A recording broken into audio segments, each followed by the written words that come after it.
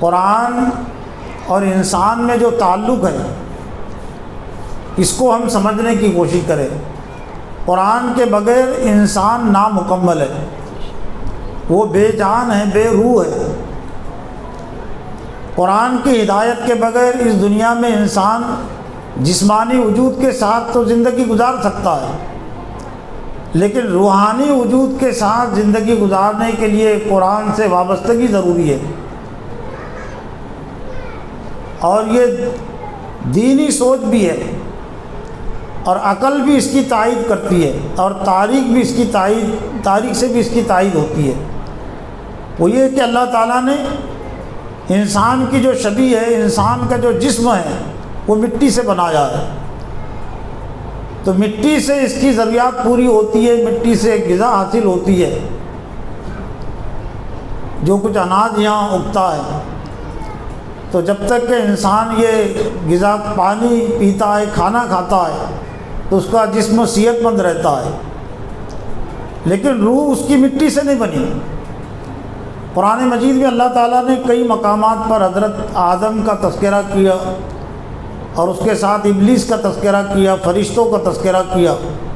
تو ایک مقام پر ہے اللہ نے فرشتوں کو خطاب کر کے کہا، لیکن جہاں سے مجھے وہ آیت یاد ہے، فَإِذَا سَوَّيْتُهُ وَنَفَخْتُ فِيهِ مِن رُّوحِي فَقَعُوا لَهُ سَاجِدِينَ فَسَجَدَ الْمَلَائِكَةُ كُلُّهُمْ أَجْمَعُونَ إِلَّا إِبْلِيسَ۔ اللہ تعالیٰ نے فرشتوں سے کہا کہ میں اپنے ہاتھوں سے انسان کو بناؤں گا، یعنی آدم کی شبیہ آدم کا بدلا۔ فَإِذَا سَوَّيْتُ، جب میں اسے درست کر دوں، وَنَفَخْتُ فِيهِ مِن رُّوحِي، اور اس میں اپنی روح پھونک دوں، یعنی پھونک ماروں، تو گویا کہ میری پھونک سے، ہوا پھونکنے سے حضرت آدم میں زندگی پیدا ہوگی، تو پھر سجدے میں گر جانا۔ تو سجدہ جو صرف کرایا گیا جسموں کو نہیں کرایا گیا، جسمانی وجود کے ساتھ نہیں، روحانی وجود کے ساتھ۔ تو جب میں اس میں روح پھونکوں تو سجدے میں گر جانا۔ تمام کے تمام فرشتوں نے سجدہ کیا، لیکن ابلیس نے انکار کیا۔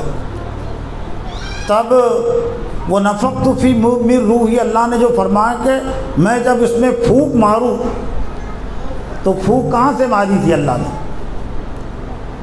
منہ سے۔ اور اللہ کا کلام قرآن مجید بھی اللہ کے منہ سے نکلتا ہے، کلام اللہ۔ آدمی بات کہاں سے کرتا ہے؟ جہاں سے ہوا نکلتی ہے وہیں سے وہ بات بھی کرتا ہے۔ تب گویا کہ اللہ کے منہ سے ہماری روح نکلی ہے، پیدا ہوئی ہے۔ تو روح کو جو غذا دینے والی چیز ہے وہ یہ مٹی نہیں ہے، اس لیے مٹی سے پیدا ہوا ہی نہیں۔ اس میں جو جان آئی وہ اللہ کے پھونکنے سے، اللہ کے پھونک کی وجہ سے۔ تو اللہ نے پھر اسی منہ سے جو کلام کیا ہے، وَكَلَّمَ اللَّهُ مُوسَىٰ تَكْلِيمًا، یہ پورا کا پورا قرآن مجید اس کا تعارف ہی ہے کلام اللہ، اللہ کا کلام۔ تو جب تک ہماری روح اس سے غذا لیتی رہے گی، یا ہماری روح کو اللہ کے کلام سے غذا ملتی رہے گی، تو ہم جاندار رہیں گے۔ ورنہ ایک حدیث میں یہ بھی ہے کہ الذی یذکر ربہ والذی لا یذکر ربہ کمثل الحی والمیت، وہ شخص جو اللہ کو یاد کرتا ہے اور جو اللہ کو یاد نہیں کرتا وہ زندے اور مردے کی طرح ہے۔ تو اللہ تعالیٰ نے قرآن سے، چونکہ روح کے لیے، زندہ رہنے کے لیے قرآن کی ہدایت ضروری ہے، تو اللہ تعالیٰ نے حضرت آدم علیہ السلام کو زمین پر بھیجنے سے پہلے ہی اس فرمان کے ساتھ، خطاب کے ساتھ زمین پر بھیجا۔ حضرت آدم اور حضرت آدم کی ذریت کو، اولاد کو، جو میں نے شروع میں آیت پڑھی تھی وہ سورہ بقرہ کی آیت، چوتھے رکوع کی آیت ہے۔ چوتھے رکوع میں پورا منصوبہ ہے اللہ کا حضرت آدم کی پیدائش سے متعلق، اور پھر جنت میں داخلے سے متعلق، اور جنت میں پھر رکھنے کے بعد شیطان نے جو بہکایا اور درخت کے وہ پھل کے کھانے پر مجبور کیا، یا مجبور ہو گئے حضرت آدم اور حضرت حوا۔ توبہ انہوں نے کی، اللہ نے توبہ قبول کی، لیکن زمین پر اللہ نے بھیجنے کا جو فیصلہ کیا، قُلْنَا اهْبِطُوا مِنْهَا جَمِيعًا، یہاں سے اتر جاؤ، ہم نے کہا کہ یہاں سے اتر جاؤ۔ فَإِمَّا يَأْتِيَنَّكُم مِّنِّي هُدًى، میری جانب سے جب جب ہدایت آئے گی، فَمَن تَبِعَ هُدَايَ فَلَا خَوْفٌ عَلَيْهِمْ وَلَا هُمْ يَحْزَنُونَ، تو جو میری ہدایت کی اتباع اور پیروی کرے گا اس پر کوئی ڈر اور خوف نہیں ہوگا۔ وَالَّذِينَ كَفَرُوا وَكَذَّبُوا بِآيَاتِنَا، اور جو لوگ ہماری آیات کا انکار کریں گے، جھٹلائیں گے، تو وہ دوزخ والے ہیں، آگ والے، اور اس میں ہمیشہ رہیں گے۔ یہ بہت اہم بات اس لحاظ سے ہو جاتی ہے کہ اس شخصیت کو اللہ تعالیٰ نے فرمایا کہ میری جانب سے ہدایت آئیں گی، جن کا تعارف اسی رکوع میں اس سے پہلے اللہ تعالیٰ نے کرا دیا، وَعَلَّمَ آدَمَ الْأَسْمَاءَ كُلَّهَا، اور حضرت آدم کو اللہ تعالیٰ نے تمام چیزوں کا علم دے دیا، لیکن ان چیزوں سے مراد ہے علم الاشیاء، یہ سائنسی ایجادات جو اب تک ہوئی اور قیامت تک ایجاد ہوگی، وہ انسانی ضروریات زندگی کا علم، کہ جسمانی لحاظ سے انسان کو جتنی چیزوں کی ضرورت ہے، تو حضرت آدم علیہ السلام کی فطرت میں اللہ تعالیٰ نے وہ علم داخل کر دیا تھا، لیکن علم ہدایت نہیں۔ اس لیے علم کی بنیادی طور سے قرآنی لحاظ سے دو قسمیں ہوتی ہیں، علم اشیاء اور علم ہدایت۔ علم اشیاء، علم سائنس یا اور بھی دوسری چیزوں، یہ تو سب کو حاصل ہے انسان ہونے کی بنیاد پر، اس کے لیے ایمان بھی شرط نہیں ہے۔ سائنس زدہ جہاں مسلمان ہوئے ہیں تو بہت سارے غیر مسلم بھی سائنس زدہ ہوئے ہیں، لیکن اللہ تعالیٰ نے یہ واقعہ برائے واقعے کے طور پر حضرت آدم اور حضرت حوا کو جنت میں نہیں رکھا تھا، یہ دکھانے کے لیے کہ علم الاشیاء کی بنیاد پر حضرت آدم اور حضرت حوا شیطان کے مکر و فریب سے نہیں بچ سکے۔ ایک ہی سوال میں شیطان نے ان کو ایک طرح سے لاجواب بھی کر دیا اور اپنا مطیع بنا لیا۔ هل ادلک علی شجرۃ الخلد وملک لا یبلی، اور اس نے وہ قاسم لکما انی لکما من الناصحین، قسم اس نے دلائی کہ میں تمہارا خیر خواہ ہوں، اور یہ درخت سے اللہ تعالیٰ نے جو تم کو روکا ہے اس لیے کہ کہیں تم ہمیشہ جنت میں نہ رہ جاؤ اور تم کوئی فرشتے نہ بن جاؤ۔ تو اللہ تعالیٰ نے اس واقعے کے ذریعے سے تمام انسانوں کو، تمام آدمیوں کو یہ بتایا کہ ابلیس کا مقابلہ، ابلیس کے حربوں کا مقابلہ تم علم الاشیاء کی بنیاد پر نہیں کر سکتے، جس طرح سے حضرت آدم اور حضرت حوا نہیں کر سکے۔ اس کے لیے علم ہدایت ضروری ہے۔ اس علم ہدایت سے جوڑنے کے لیے پھر اللہ تعالیٰ نے ایک نظام قائم کیا قیامت تک کے لیے۔ اسی علم ہدایت کو اللہ تعالیٰ نے پھر حضرت آدم علیہ السلام پر زمین پر بھیجنے کے بعد وہی نازل کی صحیفے کی صورت میں۔ علم ہدایت آپ کو آسمان میں نہیں دیا گیا تھا، زمین پر آپ کو دیا گیا۔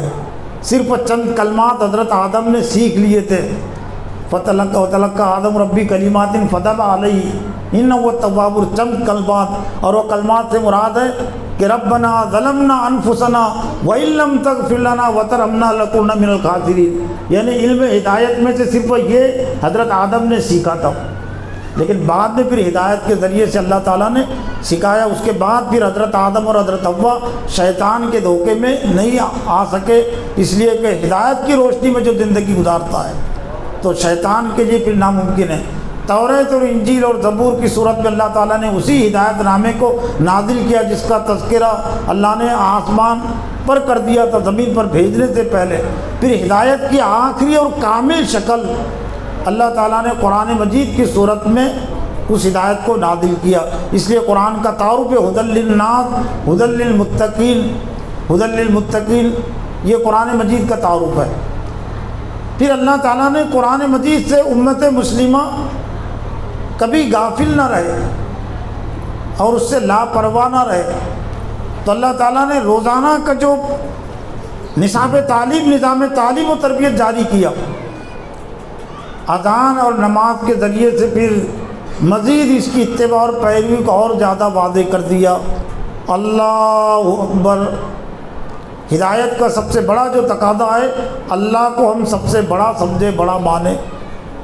اشہد ان لا الہ الا اللہ، ہدایت کے لیے اولین چیز ہے کہ اللہ کے علاوہ جتنے معبودان باطل ہیں اس کا انکار کرے اور اللہ ہی کے معبود ہونے کا انکار کرے۔ ہدایت کا لازمی تقاضا ہے اشہد ان محمد الرسول اللہ، محمد الرسول اللہ کے بغیر ہم ہدایت کو نہیں سمجھ سکتے، اس لیے کہ قرآن محمد صلی اللہ علیہ وسلم پر نازل ہوا۔ تو قرآن اور محمد صلی اللہ علیہ وسلم امت مسلمہ کے لیے اجنبی نہ رہے، ہفتے واری اجتماع کی دعوت اور بات نہ رہے، سالانہ اجتماع کی دعوت اور بات نہ رہے۔ اس لیے اللہ تعالیٰ نے بہت کم وقفے کے ساتھ اس دعوت کو امت مسلمہ کے سامنے پیش کر دیا کہ میں گواہی دیتا ہوں کہ اللہ کے سوا کوئی معبود نہیں، اور میں گواہی دیتا ہوں کہ محمد صلی اللہ علیہ وسلم اللہ کے رسول ہے۔ حی علی الصلاح حی علی الفلاح، آؤ کامیابی کی طرف۔ تو کامیابی کا راستہ وہ اللہ کا کلام قرآن مجید بتاتا ہے۔ تو قرآن مجید کو نظر انداز کرنا ایک طرح سے حی علی الفلاح کو جھٹلانا ہے، حی علی الفلاح کو نظر انداز کرنا ہے۔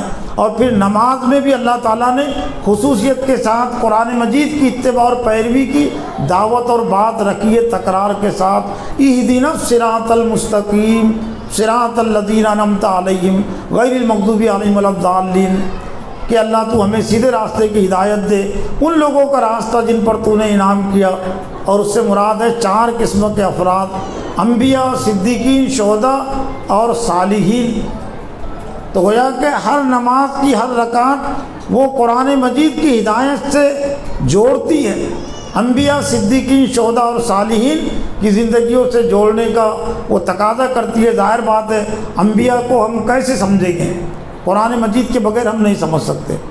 قرآن مجید کا حفظ یہ فرض کفایہ ہے، یہ فرض کفایہ انہوں نے ادا کیا ہے، لیکن فرض عین انہوں نے بھی تھوڑا ادا کیا ہے، کچھ اور بہت سارا باقی ہے۔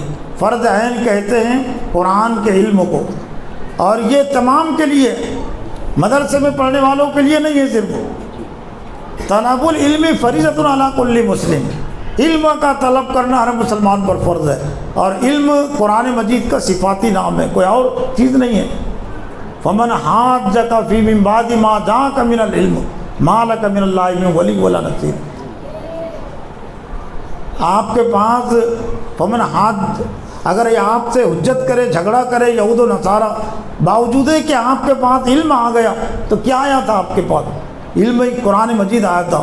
قرآن مجید کا صفاتی نام ہے یہ، اور اس کے متعلق کہا گیا کہ طلب العلم فریضۃ، علم کا طلب کرنا ہر مسلمان پر فرض ہے۔ تو ہم یہ حفظ قرآن کی تکمیل کو صرف یہاں تک محدود نہ رکھیں، ہم اس تقریب کی دعوت اور بات کو ہم اذان کے پیغام سے جوڑ کر بھی سمجھے، نماز کے پیغام سے بھی جوڑ کر سمجھے۔ بات آئی تھی شخصیت پرستی تو نہیں ہے، لیکن شخصیات، 4 قسم کی شخصیات کی پیروی فرض ہے۔ نماز کے فرمان کے لحاظ سے، دعوت کے لحاظ پیروی، اہدنا الصراط المستقیم صراط الذین انعمت، پیروی ہے نا یہ۔ تو 4 قسم کے شخصیات کی پیروی فرض ہے، اور اس سے مراد ہے انبیاء، صدیقین، شہداء اور صالحین۔